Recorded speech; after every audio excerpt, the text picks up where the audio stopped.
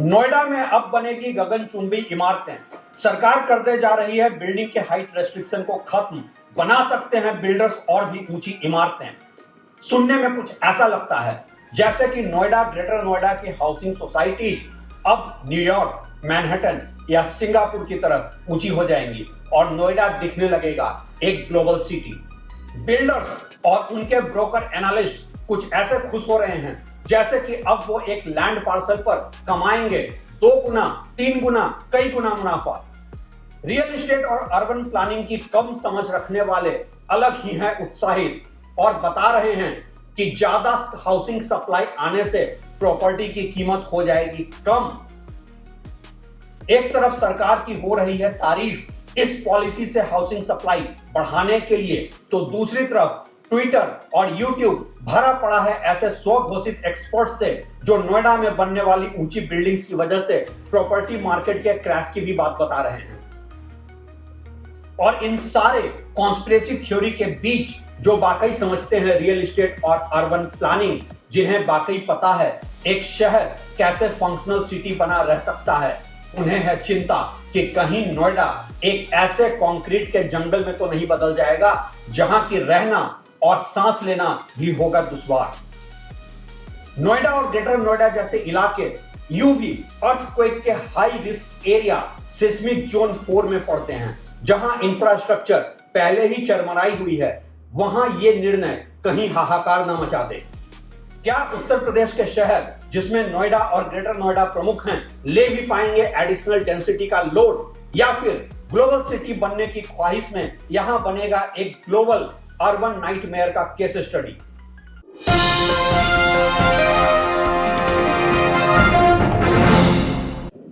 नमस्कार, आप देख रहे हैं ट्रैक टू रियलिटी और मेरा नाम है रवि सिन्हा। नोएडा एक ऐसा शहर जहां कहने को तो प्लान डेवलपमेंट है, जहां गुड़गांव या एनसीआर के दूसरे अनप्लान्ड शहरों की तरह नहीं है कि जिस बिल्डर को जहां भी लैंड प्लॉट मिला बस बना दिया बिल्डिंग और चरमरा गई पूरे शहर की बुनियादी व्यवस्था। लेकिन इस प्लांट सिटी नोएडा में प्लानिंग के नाम पर दिखती है बस एक ही व्यवस्था, और वो है बिल्डिंग खड़ा करने की, एक ऐसे शहर की स्काईलाइन बनाने की जहां की सरकारी अथॉरिटी तय करती है कहां किस प्लॉट पर बनेगा अपार्टमेंट और किस प्लॉट पर मॉल या इंडस्ट्रियल कॉमर्शियल बिल्डिंग। इसके बाद कुछ भी प्लान नहीं है, या फिर यूं कहें कि सारी प्लानिंग यहां बस कागजों पर ही है। यह एक ऐसा शहर है जो एक प्लान्ड सिटी के तहत मिलने वाली मूलभूत सुविधाओं और बेसिक सिविक नीड्स के लिए भी जूझ रहा है, जैसे कि रोड इंफ्रास्ट्रक्चर, सुचारू ट्रैफिक, पब्लिक ट्रांसपोर्ट, पानी जिसमें इतना हाई टीडीएस लेवल ना हो कि आप हो जाएं बीमार, साफ हवा और सॉलिड वेस्ट मैनेजमेंट, जिसकी कमी की वजह से कभी शहर का एक कोना बनता है डंप यार्ड तो कभी दूसरा। नोएडा और ग्रेटर नोएडा में जिस तेजी से रियल एस्टेट का ग्रोथ हुआ है, उस तेजी से सिविक एमिनिटीज और इंफ्रास्ट्रक्चर डेवलप नहीं हो पाई है। सरकार की अंधाधुंध लैंड मोनेटाइजेशन की भेंट चढ़ गया है इस शहर में आम जीवन, और ऐसे में आई है ये खबर कि अब नोएडा में बिल्डिंग्स पर से हाइट रेस्ट्रिक्शन, यानी कि कितनी ऊंची बिल्डिंग बन सकती है, उस पर से रोक हटाई जाएगी और बिल्डिंग नॉर्म्स को रिलैक्स किया जाएगा। Uttar Pradesh building construction and development bylaws 2025, जो कि 2008 के रेगुलेशंस को रिप्लेस करने जा रहा है, इसे उत्तर प्रदेश कैबिनेट ने मंजूर कर लिया है। ऐसा बताया जा रहा है कि इस नए बायलॉज 2025 ने एक पैरेलल स्टडी भी किया है दूसरे राज्यों के बिल्डिंग बायलॉज का, जिसमें तेलंगाना, गुजरात, महाराष्ट्र, तमिलनाडु और उड़ीसा है, और साथ ही सिंगापुर का मॉडल भी समझा है। और उसके बाद यह तय किया गया है कि अब उत्तर प्रदेश में भी हाइट रेस्ट्रिक्शन को खत्म करके गगनचुंबी इमारतें बने और फ्लोर एरिया कवरेज को भी बढ़ाया जाए। इस समय उत्तर प्रदेश में जो फ्लोर एरिया कवरेज अलाउड है वो है एक प्लॉट का 35 से 60% इंडस्ट्रीज के लिए, 35 से 40% हाउसिंग प्रोजेक्ट्स के लिए और 30 से 60% कॉमर्शियल और इंस्टीट्यूशनल प्रोजेक्ट्स के लिए। ये रेस्ट्रिक्शन उत्तर प्रदेश आवास विकास के प्रोजेक्ट्स के लिए नहीं है।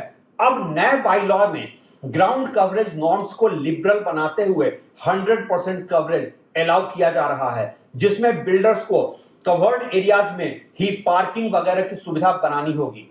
जहां तक एफएआर नॉर्म्स और हाइट की बात है, तो अभी तक नोएडा, ग्रेटर नोएडा के हाउसिंग सोसाइटीज को मिल रहा था 2.75 से 3.5 तक का एफएआर, लेकिन नए बिल्डिंग बायलॉ 2025 में अलग अलग लिबरल एफएआर की बात है, जिसमें कि वो प्लॉट्स जो 45 मीटर से ज्यादा चौड़े रोड्स पर हैं, वहां अनरेस्ट्रिक्टेड एफएआर अलाउ किया गया है। मतलब कि जितनी चाहे उतनी ऊंची इमारत बनाओ, बशर्ते कि वो प्लॉट एयरपोर्ट या ऐसे सेंसिटिव इंस्टॉलेशंस के नोटिफाइड एरिया में ना हो। 24 से 45 मीटर चौड़े सड़क पर जो प्लॉट्स हैं, वहां एफएआर 5.25 बिल्टअप एरिया से और 8.75 नॉन बिल्टअप एरिया का मिलेगा। मतलब कि साफ है, किसी भी प्लॉट पर हाउसिंग की सप्लाई बढ़ जाएगी। अब ऐसे बाहर से देखने पर लगता है कि सब ठीक ही है, शहर में हाउसिंग की सप्लाई कम है, घर महंगे हो रहे हैं और इसलिए ये एक प्रोग्रेसिव पॉलिसी है। अभी तक कुछ लोग तो यहां तक क्रिटिसाइज करते थे कि देश भर में कम एफएआर रखकर घरों की सप्लाई को जानबूझकर कम रखा जा रहा है, एक आर्टिफिशियल स्कार्सिटी क्रिएट की जा रही है। लेकिन टाउन प्लानिंग और अर्बनाइजेशन कोई ऐसे 2 और 2 जोड़ का खेल नहीं होता है। एक ऐसे कॉम्प्रिहेंसिव विजन की जरूरत होती है जो कि शहर को सिर्फ बिल्डिंग से ना ऑफर करे, बल्कि करे ऑफर एक लिवेबल स्पेस। इस नए बिल्डिंग बायलॉ के बाद कई सवाल लाजमी हैं, जैसे कि क्या जरूरत से ज्यादा ऊंची बिल्डिंग्स बनाकर ज्यादा सप्लाई क्रिएट करने से वाकई प्रॉपर्टी की कीमत आम लोगों के लिए कम होगी, जैसा कि बताया जा रहा है? क्या सप्लाई इतनी बढ़ जाएगी और प्रॉपर्टी इतनी अफोर्डेबल हो जाएगी कि नोएडा, ग्रेटर नोएडा जैसे प्रॉपर्टी मार्केट में प्राइस क्रैश हो जाएगा? क्या ये एक प्रोग्रेसिव पॉलिसी है आम लोगों के लिए जो शहरों में घर खरीदना चाहते हैं? क्या है सच इन दावों का जो Noida, greater Noida property market में उथल-पुथल होने की बात हो रही है? क्या सिस्मिक जोन 4 में बसे नोएडा, ग्रेटर नोएडा जैसे शहर इतनी ऊंची इमारतों के लिए सुरक्षित है भी? क्या यहां के डेवलपमेंट एजेंसीज के पास वो एक्सपर्टीज है भी कि वो मॉनिटर कर सकें कि इतनी ऊंची इमारतें सुरक्षित ही बनेंगी रिहाइश के लिए? फायर सेफ्टी और एयर सेफ्टी के लिहाज से क्या ये बिल्डिंग्स फिट होंगी भी और कैसे सुनिश्चित होगा इनका पैमाना? और सबसे जरूरी सवाल ये कि क्या नोएडा, ग्रेटर नोएडा जैसे शहर बढ़े हुए डेंसिटी का बोझ उठा भी पाएंगे? कहीं पूरे शहर का ही इंफ्रास्ट्रक्चर चरमरा तो नहीं जाएगा? आपने सुना ही होगा कि बहुत सारे एक्सपर्ट्स न्यूज और अन्य प्लेटफॉर्म्स जैसे कि यूट्यूब पर आकर बताते हैं कि कैसे इंडिया का एफएआर नॉर्म्स और हाइट रेस्ट्रिक्शन बहुत ही आर्काइक है, रिग्रेसिव है और इसे प्रोग्रेसिव बनाए जाने की जरूरत है। कैसे दूसरे ग्लोबल सिटीज ने हाइट और एफएआर रेस्ट्रिक्शन को हटाकर शहर में हाउसिंग सप्लाई को बढ़ाया है और इंडिया में भी यही किए जाने की जरूरत है। मेरा ऐसे सारे ही एक्सपर्ट से आज एक निवेदन है कि न्यूयॉर्क, मैनहट्टन, सिंगापुर, चाइना या दुबई की बात करने के पहले वो वहां की अर्बनाइजेशन पर प्रॉपर स्टडी कर लें। अगर जाकर देख लें कि इन ग्लोबल सिटीज में कैसे सिविक एमिनिटीज और इंफ्रास्ट्रक्चर सरप्लस का इकोसिस्टम है और कैसे इंडियन सिटीज में इंफ्रास्ट्रक्चर डेफिसिट की प्रॉब्लम है, तो वो शायद आगे से ऐसी एडवाइस ना ही देंगे। इंडिया के तकरीबन सारे ही टॉप टियर सिटीज आज एक सोडा बॉटल सिंड्रोम से जूझ रहे हैं और लगातार हो रहे माइग्रेशन से शहर में बस पॉपुलेशन को ठूंसा जा रहा है। उस हद तक यह हो रहा है जब तक कि वो एक्सप्लोड ना कर जाए और ऐसे में सीमित संसाधनों, सीमित इंफ्रास्ट्रक्चर और सिविक एमिनिटीज के बीच नोएडा, ग्रेटर नोएडा में बनने वाली है गगनचुंबी इमारतें। आपके लिए यहां पर पहला मुद्दा है कि क्या घर सस्ते होंगे? पास्ट एक्सपीरियंस को देखते हुए और शहरों में पलायन की रफ्तार को देखते हुए ऐसा संभव ही नहीं लगता है। आप ग्लोबल सिटीज को तो छोड़ ही दें, इंडिया के में भी हैदराबाद में कोई हाइट रेस्ट्रिक्शन नहीं है, तो क्या हैदराबाद इंडिया के टॉप टियर सिटीज में सबसे सस्ता प्रॉपर्टी मार्केट है? सच तो यह है, अगर हम हैदराबाद की तुलना इंडिया के दूसरे आईटी कॉरिडोर बेंगलोर से भी करें तो दोनों शहरों के प्राइस पॉइंट में कोई मार्जिनल डिफरेंस ही है, जबकि बेंगलोर में एफएआर लिमिटेड है और हैदराबाद में अनलिमिटेड। आखिर प्रॉपर्टी में बढ़ती कीमत में लैंड कॉस्ट सिर्फ एक कंपोनेंट होता है। कंस्ट्रक्शन कॉस्ट और दूसरे एडिशनल कॉस्ट भी होते हैं। मसलन कि जब हाइट रेस्ट्रिक्शन हटाया जाएगा तो क्या इंफ्रास्ट्रक्चर पर बढ़ने वाले लोड की वजह से सरकार additional EDC external development charges और आईडीसी इंटरनल डेवलपमेंट चार्जेस नहीं बढ़ाकर लेने लगेगी। दूसरी बात यह कि बिल्डिंग जितनी ऊंची होगी उसका कंस्ट्रक्शन कॉस्ट उतना ही ज्यादा बढ़ जाएगा, क्योंकि फाउंडेशन को स्ट्रांग बनाना होगा। और कंस्ट्रक्शन कॉस्ट का एक मेजर कंपोनेंट होता है जमीन के नीचे की स्ट्रेंथ।